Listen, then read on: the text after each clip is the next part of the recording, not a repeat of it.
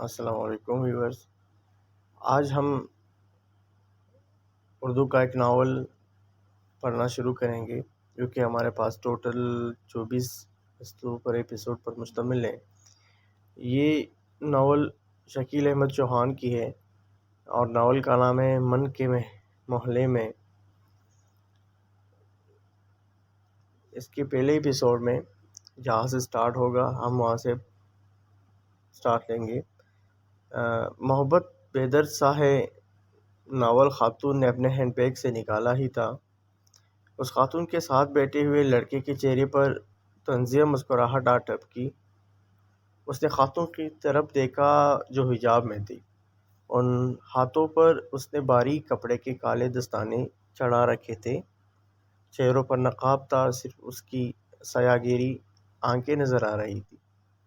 خاتون کی نظر ناول کے پنوں پر لفظوں کا تعاقب کر رہی تھی۔ وہ لڑکا اٹھا اور واش روم کی طرف چل دیا۔ وہ 25 سال کا پرکشش لڑکا تھا جس کی رنگت گوری اور قد کاٹ مستوط تھا۔ روشن پیشانی کے اوپر ہلکا سا محراب تھا جو اکثر لمبے سیاہ بالوں کے نیچے چھپا رہتا تھا۔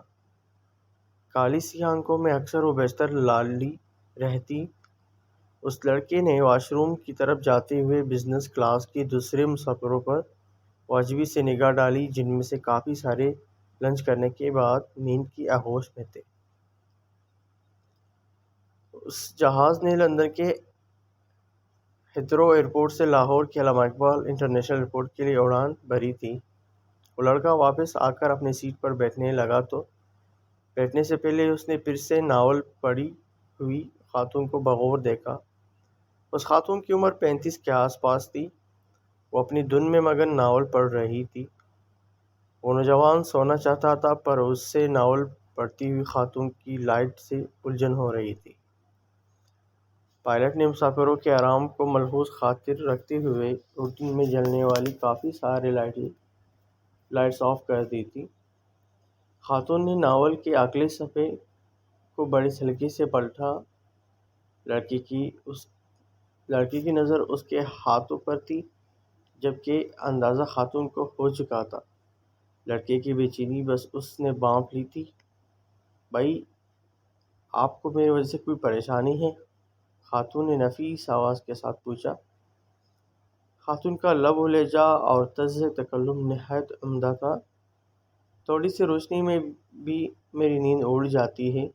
لڑکے نے سنجیدگی سے اپنی پریشانی بیان کر دی۔ خاتون کے رخسار پر میٹھی مسکراہٹ نمودار ہوئی۔ اس نے بائیں ہاتھ میں ناول سنبھالا اور دائیں ہاتھ کی شہادت والی انگلی سے لائٹ کا بٹن آف کر دیا۔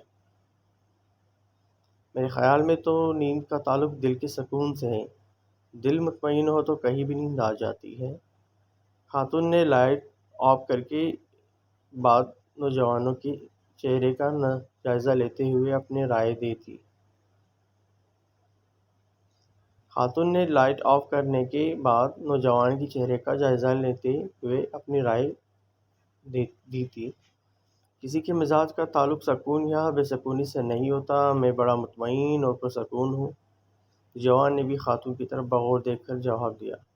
خاتون کے ہونٹوں پر نوجوان کی بات سن کر پھر سے ہلکا سا تبسم آیا تھا۔ بھائی میں نے آپ کی بات نہیں کی تھی۔ خیر آپ آرام کرو۔ خاتون نے سیٹ کے پشت کے ساتھ ٹیک لگائی اور کھلے آنکھوں سے اوپر دیکھنے لگی۔ ناول اس نے اپنی گود میں رکھ لیا تھا۔ اس سے پہلے پچھلے 6 گھنٹوں کی مسافت کے دوران ان دونوں نے تعارفی مسکراہٹ کے ساتھ صرف ہائے ہیلو سلام دعا تھینکس اور شکریہ ہی ایک دوسرے سے کہا۔ خاتون کی گود میں پڑے ہوئے ناول نے ایک دفعہ پھر سے نوجوان کی توجہ حاصل کر لی تھی۔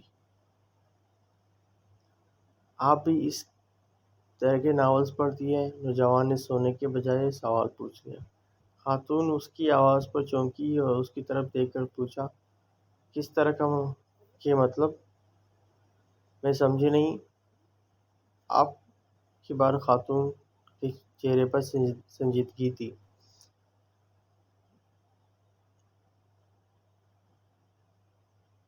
ڈائجسٹو میں استوار چپنے والے ناولز جن کا کوئی مقصد نہیں ہوتا، صرف اور صرف وقت کا ضیاع۔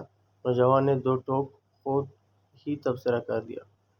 آپ نہیں پڑھتے ایسے بے مقصد ناولز؟ خاتون نے سوالیہ نظروں سے پوچھا ہی تھا، نوجوان نے ہلکا سا قہقہ لگا دیا اور زور سے ہنسا، اگر اسے دوسرے مسافر کی نیند کا خیال نہ ہوتا۔ ایک بات تھی، وہ دونوں دہمے سروں میں اپنے بات کر رہے تھے۔ میں نے تو بازلہ کو بھی سختی سے منع کر دیا ہے، خبردار جو ایسے ناولز پڑھے۔ بازلہ آپ کی شریک حیات ہے؟ خاتون نے ہولے سے پوچھا۔ میں نے ابھی شادی نہیں کی، نوجوان نے خشک لہجے میں جواب دیا۔ بہن ہے؟ خاتون نے اندازہ لگایا۔ نوجوان نے نفی میں گردن ہلائی اور کہنے لگا، بہن تو نہیں ہے۔ ہاں بہن جیسی ضرور ہے۔ خاتون نے سنا تو ہلکا سا مسکرائی، پھر سے ٹیک لگائی اور اوپر دیکھنے لگی۔ لڑکے نے حجاب کے باوجود اس کی دبی مسکراہٹ دیکھ لی تھی۔ آپ میری بات پر مسکرائی کیوں؟ نوجوان نے کچھ خفگی سے پوچھا۔ گہری نظر ہے آپ کے، پردے کے پیچھے والی مسکراہٹ بھی دیکھ لیتے ہیں۔ یہ میرے سوال کا جواب تو نہیں۔ لڑکے کے روکے لہجے پر خاتون نے اسے دیکھا، پھر سنجیدگی سے کہنے لگی، دیکھو بھائی، رشتے جیسی کسی کے ویسا کیوں کے سہارے نہیں چل سکتے؟ بہن صرف اور صرف بہن ہوتی ہے، بہن جیسی نہیں ہوتی۔ ہم اکثر کہتے ہیں یہ میری بہن جیسی ہے، خاتون میری ماں جیسی ہے، آپ میرے باپ جیسے ہیں، تم میرے بیٹے جیسے ہو۔ کبھی کوئی مرد یہ نہیں کہتا۔ میں اس خاتون کو اپنی بیوی جیسا ہی سمجھتا ہوں۔ آپ نے کبھی بھی کسی خاتون کے منہ سے یہ نہیں سنا ہوگا کہ میں اس مرد کو اپنے شوہر جیسا ہی سمجھتی ہوں۔ اب آپ نے طے کرنا ہے بازلہ آپ کی بہن ہے یا نہیں۔ جیسی کو بیچ میں سے نکال دو۔ ویسے تو میں جلدی ہار نہیں مانتا، بہت ضدی ہوں، پر آپ کی بات دل کو لگی، میں اقرار کرتا ہوں بازلہ میری بہن ہے۔ دونوں کے ہونٹوں نے مسکراہٹ کا مزہ لوٹا اور لڑکا سارے گفتگو کے دوران پہلی بار مسکرایا تھا۔ آپ تو فوراً رشتہ بنا لیتی ہے۔ آپ کب سے مجھے بھائی کہہ رہی ہے؟ بھائی مجھے کہاں آتے ہیں رشتے بنانا؟ خاتون نے اپنے گود پر پڑے ہوئے ناول پر ایسے ہاتھ پھیرا جیسے وہ کوئی چیز ہو اس کی نظر میں، جسے وہ کوئی مقدس چیز ہو اس کی نظر میں۔ اس کے بعد خاتون نے اپنے پہلو میں پڑے ہوئے ہینڈ بیگ میں وہ ناول رکھ دیا۔ لڑکے نے اس سارے عمل کو بڑے غور سے دیکھا تو دل کی بات زبان پر لے آیا۔ لگتا ہے آپ کو اس ناول سے خاص لگاؤ ہے۔ خاتون نے بغیر تامل کے کہا۔ کوئی خاص وجہ؟ یہ میری ہی کہانی ہے، خاتون نے نظر جھکائے ہی کہہ دیا۔ بازلہ کی بھی اس ناول کو پڑھنے کے بعد آپ جیسی ہی رائے تھی۔ کہنے لگی، بھائی یہ ناول پڑھ کر مجھے ایسا لگا جیسے یہ میری ہی کہانی ہو۔ نوال حیدر اس کی پسندیدہ رائٹر ہے۔ بازلہ کے پاس اس رائٹر کے سارے ناول موجود ہیں۔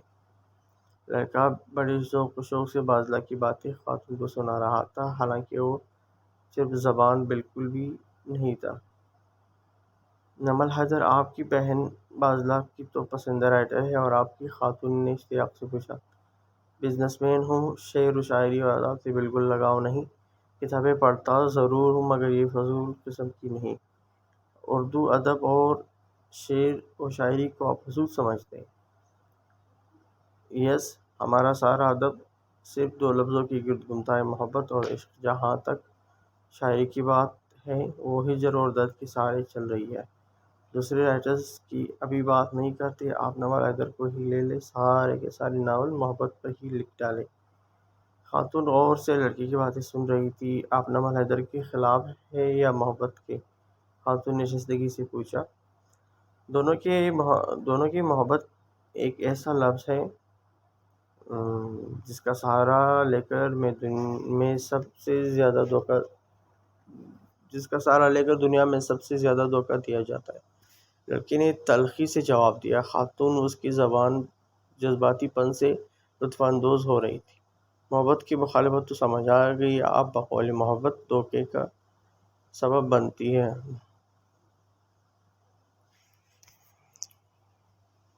نمل حیدر کے خلاف کیوں ہو؟ خاتون نے بڑے مزے سے پوچھا۔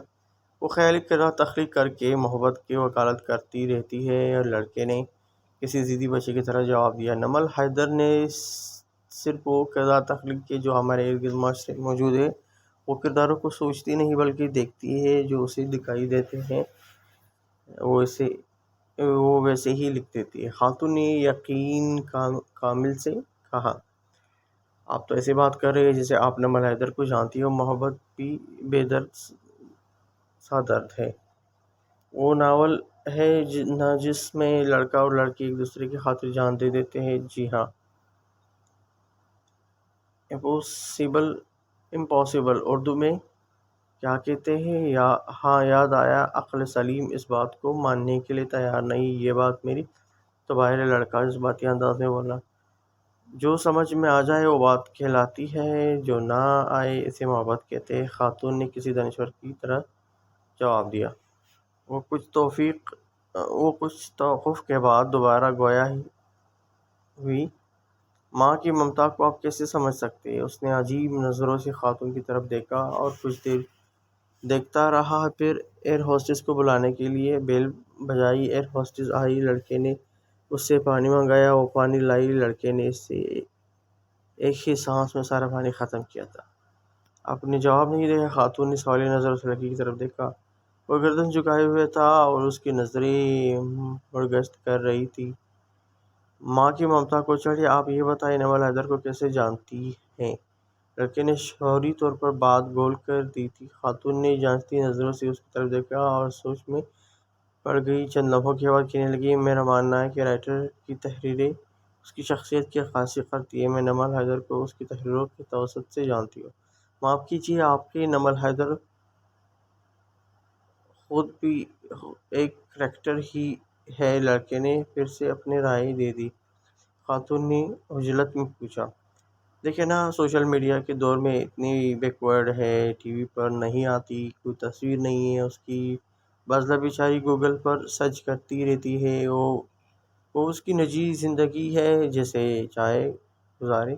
خاتون نے زندگی سے جواب دیا۔ وہ تن سے مسکرایا۔ محبت پر لکھنے والی محبت کو نہیں سمجھتی، اسے چاہیے لوگوں سے ملے۔ لوگ اسی ٹی وی پر دیکھنا چاہتے ہیں، اس کی باتیں سننا چاہتے ہیں، اس کے ساتھ تصویریں بنوانا چاہتے ہیں۔ لوگ محبت کرتے ہیں اس سے۔ محبت میں دیکھنے کی شرط نہیں ہوتی، وہ اپنے چاہنے والوں سے جو کہنا چاہتی ہے ناولوں میں لکھ دیتی ہے۔ یہ محبت کی ایک الگ اور مختلف صورت ہے۔ محبت مجھے نفرت ہے محبت سے، لڑکا دان کھینچتے ہوئے بولا۔ اس نے اپنے غبار نکال لیا تھا۔ خاتون نے شگفتگی سے اس کے چہرے پر ہاتھ رکھا اور شائستگی سے کہنے لگی، دیکھو بھائی، محبت سے اتنی نفرت مت کرو، اگر یہ ظالم ہو گئی تو یہ کہ جو اس کے جتنا خلاف ہوتا ہے، یہ اسے اتنے ہی طواف کرواتی ہے اپنے حضور۔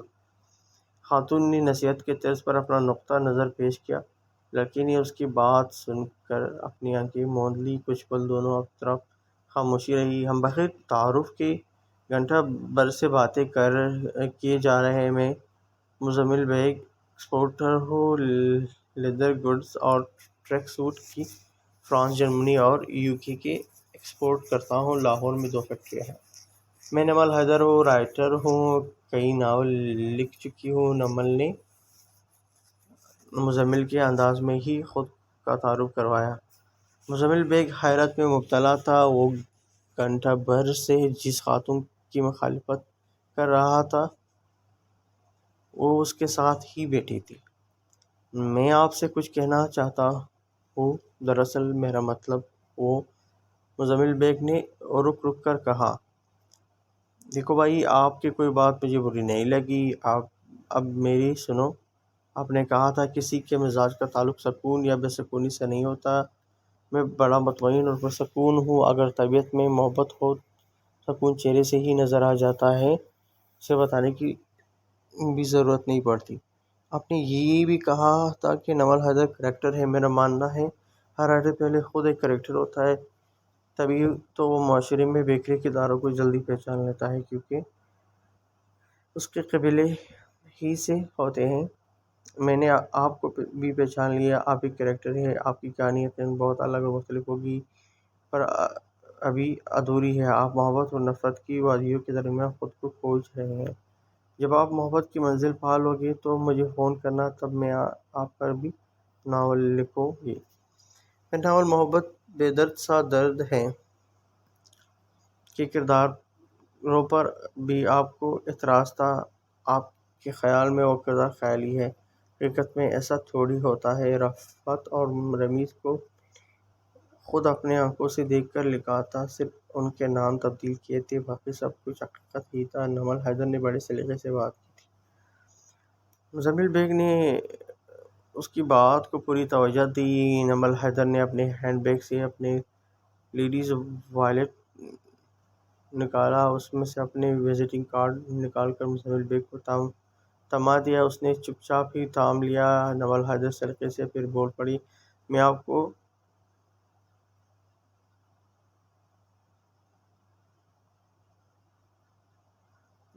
کو ڈائجسٹو میں چھپنے والی درجنوں ناولز کے نام بتا سکتی ہوں جن کو پڑھ کر ہزاروں افراد کی زندگیوں میں تبدیلی آئی ہے۔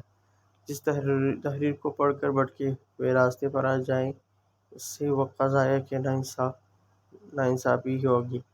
آپ نے یہ بھی کہا تھا کہ نمل حیدر محبت کی وکالت کرتی رہتی ہے۔ مزمل بھائی، میں کون ہوتی ہوں محبت کی وکالت کرنے والی؟ محبت تو خود ہی وکیل ہے، اور جس کے وکیل خود محبت ہو وہ خود ہی میں خود کفیل ہو جاتا ہے۔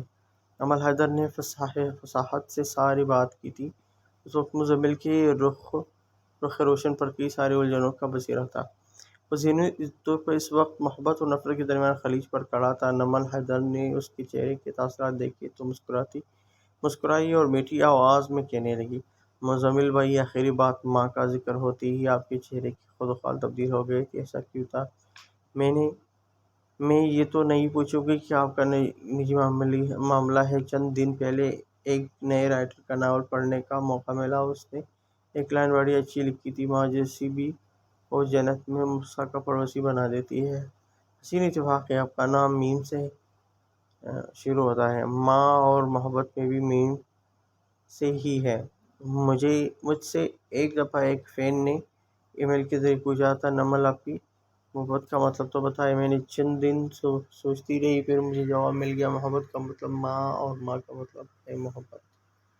انشاءاللہ تھوڑی دیر میں ہم لاہور کے علامہ اقبال انٹرنیشنل ایئرپورٹ پر اترنے والے ہیں۔ حفاظتی بیلٹ باندھ لیجیے اور کرسی کی پشت سیدھی کر لیں۔ ایئر فورسز نے نمل حیدر کی حکمت سے بھری باتوں کا سلسلہ توڑا۔ جہاز کی لینڈنگ کے بعد مزمل نے نمل حیدر کا ہینڈ کیری کیبن سے نکال کر اس کے حوالے کیا تھا۔ نمل حیدر نے مشکور نگاہوں سے اسے دیکھا اور مسکراتے ہوئے کہنے لگی، مزمل بھائی، کوئی بات ناگوار گزری تو معذرت خواہ۔